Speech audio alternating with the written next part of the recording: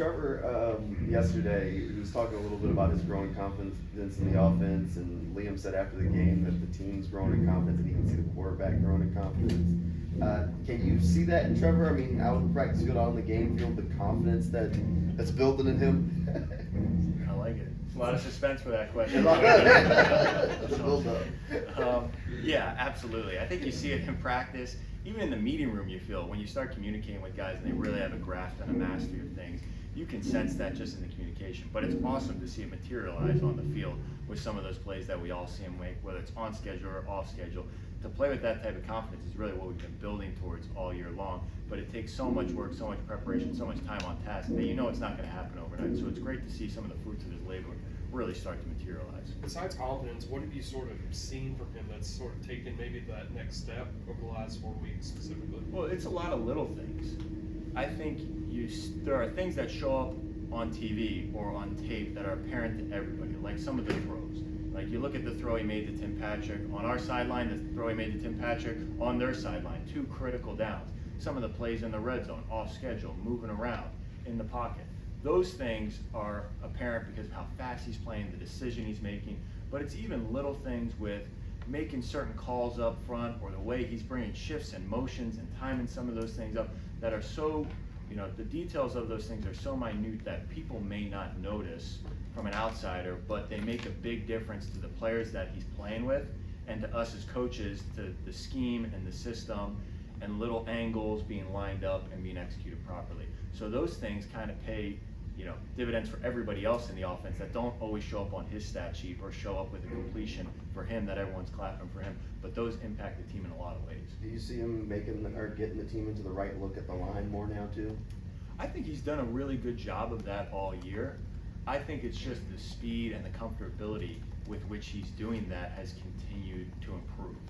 There's a lot that we put on guys, and it is foreign for everybody. It's not just foreign for the quarterback, it's different for the wide receivers, the way we call formations, the way we change plays, the way we have multiple plays in the huddles, or the way we call different plays at the line of scrimmage and check in and out of things. So it was different for everybody. So I think he's improved in that, and the wideouts have improved. The running backs have improved at that. Because even for those guys, you're up at the line, and if I'm a guard or I'm a running back and I'm thinking, okay, I got this run, what's the front? What am I looking at? What's this block gonna play out like? And then all of a sudden everything changes and I got a totally different play. When I gotta restart that whole mental process and the ball's getting snapped, I might not have the time to think back through, okay, wait, now I'm doing this run. What's the front? What's the look? What's my cut gonna be? And you have to speed up that process, do all that in an instant. And we're getting closer and closer and closer to that being instantaneous, to where guys are processing. We're never going to truly achieve automaticity, where guys are up there and they're just out there playing totally mindless, totally unconscious. But that's what we're shooting for. And the closer we can get to that, typically the better it is. Hey Grant, guys have said about Jacoby Myers, he just has a great feel for the game. What are examples of that from a coach's standpoint? There's a lot of different feels, or a lot of different examples that show his feel. I think the first one that shows up is kind of his feel in space. Right? You see some of these teams playing zone coverage where they have defenders who have vision on the quarterback and they have different spots to get to and different landmarks, or they're reading off of what our routes are to kind of determine what their drop's going to be. He has a feel for where those defenders are going, where they're trying to get to, and then where his route fits off of that. And that kind of takes a second and third level order of processing. Not just to know, we tell you to get to this spot, but this spot is going to open up. Because we're telling you to get to a spot that looks covered. But if you have a great understanding of what the defense is doing or what the defense is trying to do, then you can run your route in a certain way to try to get to that spot on the field, or to try to dictate the coverage to play a certain way. All right, now I run a route this way and I lean out a bit, gets that defender to move out, and now I opened up my window inside. Little things like that that are really subtle show up with him when he's running routes. Then you see it in the run game too, with my understanding of angles on the block. You see a lot of plays that he's making, getting down, blocking safeties, blocking corners. I mean, he's blocking linebackers on some plays. And you really can only do that when there's a physical mismatch at time. If you have great technique, great angles, you have a great understanding of where the run is going to go, where the blocks inside are going, because how those blocks distribute will change how the safety or the linebacker is going to trigger on the run, right? Because they're keen. He knows, okay, the safety is keen, the tight end. The safety is keen, the tackle. The tackle does this. This is the safety's response going to be. And because he's responding like that, I have to take this angle. That's a really high level, series of thought to be able to go out there and play fast and execute that type of block for just a simple run play. Yeah. But to be able to process all that so fast, does require really a special feel for understanding the game of football and just a feel for space out there. Coach, I love the concept. Speaking of Jacoby Myers' touchdown down there in the red zone, could you walk us through that? Because I see without giving away too much of your stuff. Yeah. I mean, it was really that's another great play, and really he had one in Tennessee the week before too, with a great understanding of space with those guys, where they know, hey, a coverage is going to distribute a certain way. Let me get to this spot. And even the week before in Tennessee, like that one I'm talking about, he feels a defender drop out, and you probably notice on there, he feels that guy drop out, feels that space, and let me just sit down right now. Where it's tough on those type of routes because you give him a certain landmark and say, hey, the open space is probably going to be from here to here, right? Like maybe you say it's between the hashes or it's from the hash to the numbers. Well, that's a lot of space that it could be open. So there's some gray area in there, and they got to be able to distinguish or on the fly make that decision and be decisive and sit down. It's extra impressive in the red zone because everything happens so fast down there. You'll see Trevor is separating his hands. He's starting the process of throwing before Jacoby is actually coming out of his break, before Jacoby is looking for the ball on some of these touchdowns he's had. And really, even some of the deeper plays he had on some of the in-cuts and some of that stuff too, he's counting on Jacoby to be at a spot. So the connection between those guys and the understanding where they're getting to is really the key to what makes those plays so successful.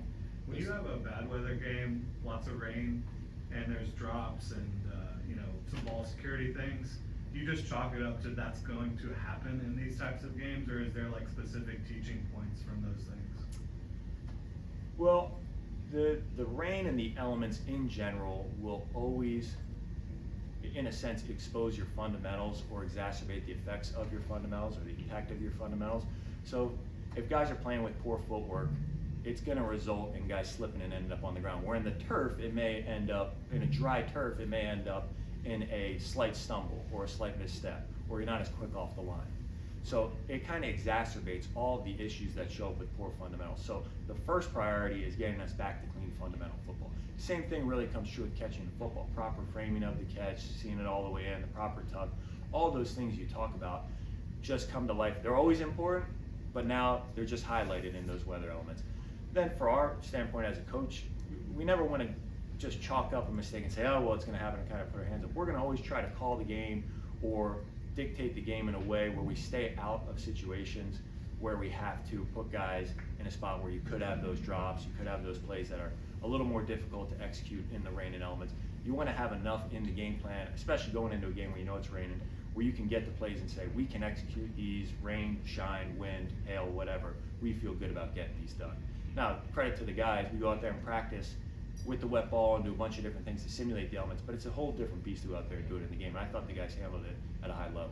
How do you deal with a guy like Tootin, put the ball on the ground last week, make sure that you keep his confidence high? Yeah, that's a great point about keeping the guy's confidence high. We always, whether it's ball security, reads, pass protection, we're always a process-oriented approach. So with that, we cannot go too high, too low on the results, right?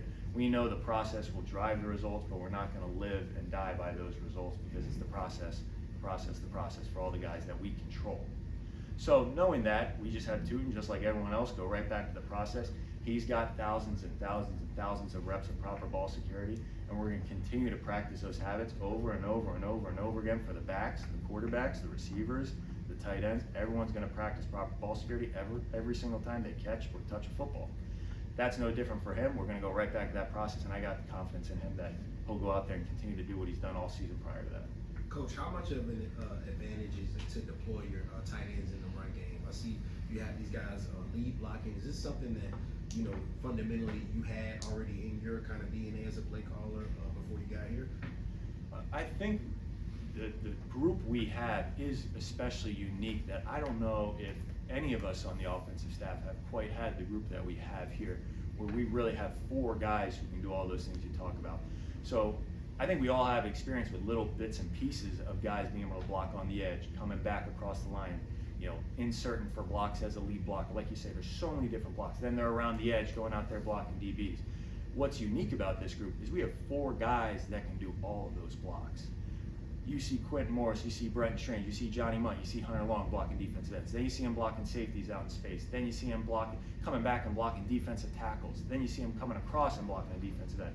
to have those guys that are kind of puzzle pieces that you can mix and match, and then all of them are able to make catches in the pass game, run after the catch, that versatility is really unique, and it opens up a ton in the run game first and foremost, but then the play action game, then the pass game, quick game, even on third downs, those guys are weapons out there where we're trying to find different ways to continue to say, how can we get these guys out in routes to be, the first read or primary, because they're such a great matchup at times. We've asked you about Cole Van Landen for weeks because of the different positions he's got slid in. Yesterday, Liam said he thinks that Cole Van Landen has done enough to be a starter. I mean, how much of a weapon is it to have a guy like that could basically start at a couple of different positions for you if need be? Huge. In the NFL, I probably mentioned this a couple of times, you're going to go through the whole year and probably not be able to start the same 5 guys for every single snap for the whole year. So it's really important at that room specifically to have a unit of guys that you feel like can go out and start. It's awesome to see those guys actually do it and to have that confidence grow more and more, that not only Cole, but some of those other guys who have gotten opportunities could truly go out there and start and play at a high level at those positions. Because whether you like it or not, at some point we're going to need it, and we did need it, and he went out and kind of answered the bell as he went out there in multiple positions in different weeks and did it. So it's a testament to their preparation, their work, and it's a huge luxury for us as coaches to have that depth in that room, and not only to have that depth, to have that cohesion in the room where the guys who can start, you got 8 guys, sometimes 7 guys, you can still feel good about starting 5 no matter what the mix and match is. That's awesome.